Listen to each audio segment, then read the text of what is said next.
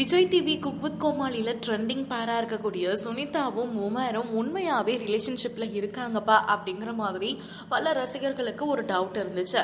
இப்போ அதற்கான கிளாரிபிகேஷனை கொடுத்திருக்காங்க இந்த ட்ரெண்டிங் பேர்.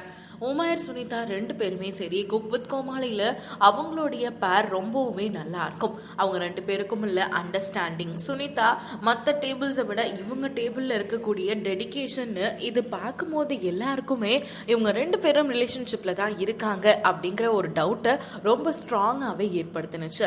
சமீபத்தில் இவங்க என்ன சொல்லியிருக்காங்க அப்படின்னா, எதுக்காக நாங்கள் எங்களுடைய ரிலேஷன்ஷிப்பை கிளாரிஃபை பண்ணணும், இது சிலருக்கு புரியாமல் இருக்கலாம், ஆனால் எங்கள் ரெண்டு பேருக்கும் என்ன மாதிரியான ரிலேஷன்ஷிப் ஹெல்த்தியாக எங்களுக்குள்ள இருக்குது அப்படிங்கிறது தெரியும்.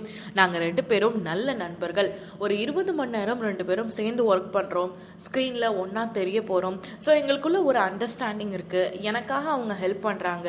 இந்த மாதிரியான ஒரு ஹெல்த்தியான ரிலேஷன்ஷிப் தான் எங்களுக்குள்ள இருக்கு. பார்க்குறவங்க பலர் சொல்லட்டும், ஆனால் எங்களுக்குள்ள ஒரு நல்ல ரிலேஷன்ஷிப் இருக்கு அப்படிங்கிற மாதிரியான ஒரு தகவலை உமர் சொல்லியிருக்காரு. இவர் சொல்லும் போது சுனிதா அப்படியே பார்த்துட்டே இருக்காங்க.